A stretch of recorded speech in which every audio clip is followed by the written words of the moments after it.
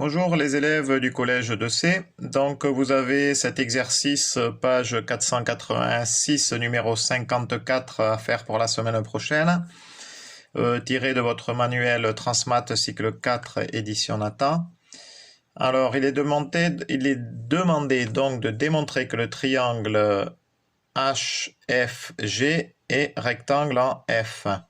Donc s'il est dit démontrer, c'est-à-dire qu'on va faire l'hypothèse qu'il est bel et bien rectangle en F, et on va le prouver.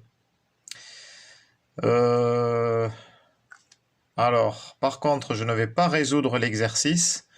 Je vais juste profiter d'utiliser cet exercice pour faire une révision sur les coordonnées de points dans un repère orthogonal et de modéliser ça donc avec le logiciel GeoGebra.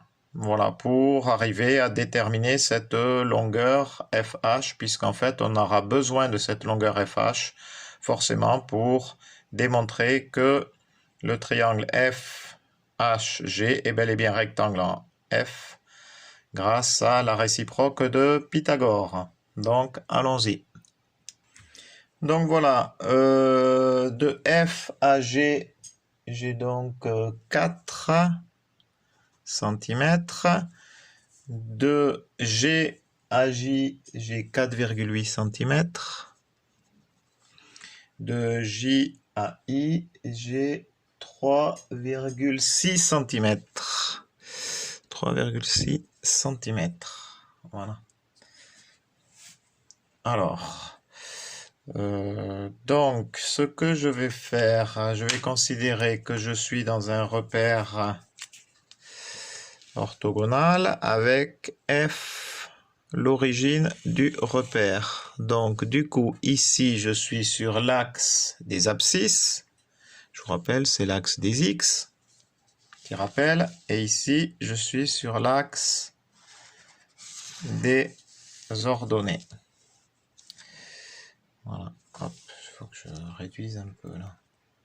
Voilà, l'axe des ordonnées, donc Y. Donc les coordonnées d'un point, si je prends par exemple le point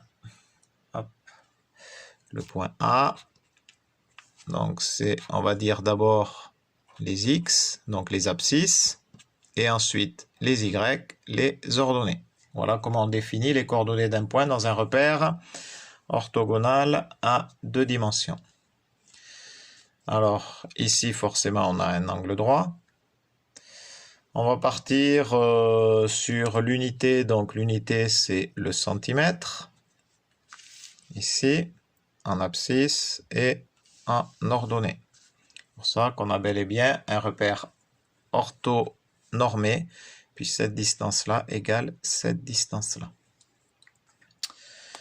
Alors, si F est l'origine de ce repère, ça veut dire que les coordonnées de F sera donc 0 en abscisse, 0 en ordonnée. Les coordonnées de G, c'est 4 en abscisse, puisqu'il est situé à une distance de 4 cm par rapport à F, et 0 en ordonnée. Il est sur l'axe des abscisses. Le point J, il est situé à 4 plus 4,8, donc à 8,8 du point F de l'origine. Donc il est à 8,8 en abscisse et 0 en ordonnée, puisqu'il est lui aussi sur l'axe des abscisses. Alors le point I maintenant, le point I, il a la même abscisse que J, 8,8, et par contre, il est en dessous de l'axe des abscisses. Donc du coup, il est à moins 3,6. Pas oublier le moins, puisqu'il est bel et bien en dessous de l'axe des abscisses. Alors là, j'ai oublié une donnée qui est GI. Puisque là, on nous dit que GI fait 6 cm. GI fait 6 cm. Mais en fait, c'est pas complet là ma démonstration, parce que vous allez me dire pourquoi I est à 8,8 en abscisse comme J. Alors en fait, il aurait fallu que je vous dise avant que comme là j'ai 6 cm, là j'ai 4,8 et ici 3,6. Si je considère ici que là j'ai l'hypoténuse dans le triangle GJI, je vais vérifier qu'ici j'ai bien un angle droit.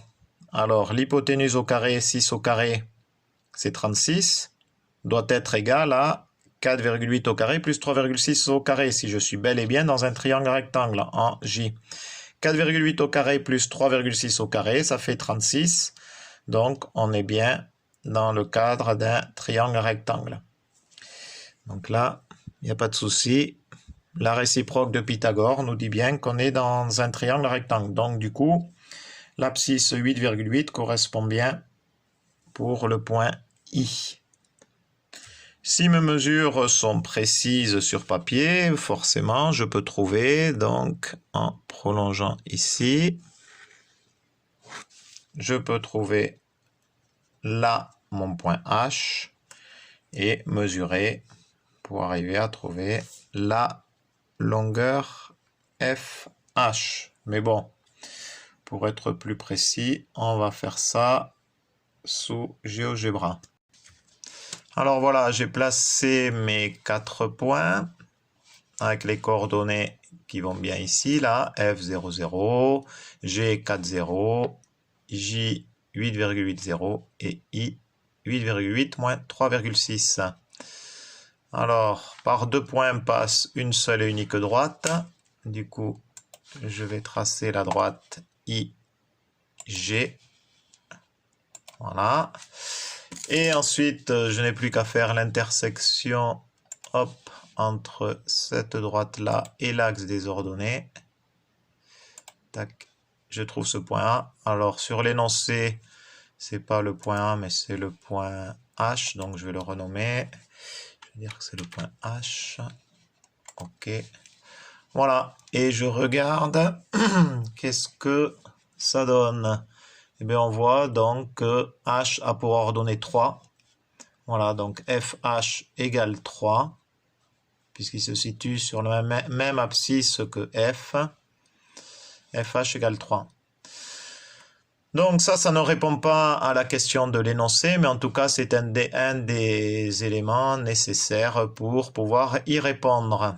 Et quoi qu'il en soit, vous devez me déterminer cette longueur d'un point de vue algébrique, donc pas d'un point de vue graphique comme je viens de faire. Quoi qu'il en soit, vous savez qu'il va falloir que vous trouviez 3. À vous de trouver ça, donc, d'un point de vue algébrique, comme je disais. Et à mon avis, il y a du Thalès dans l'air. Voilà. Eh bien, écoutez, bon courage, bon week-end, bon dimanche. À la semaine prochaine. Adi chat.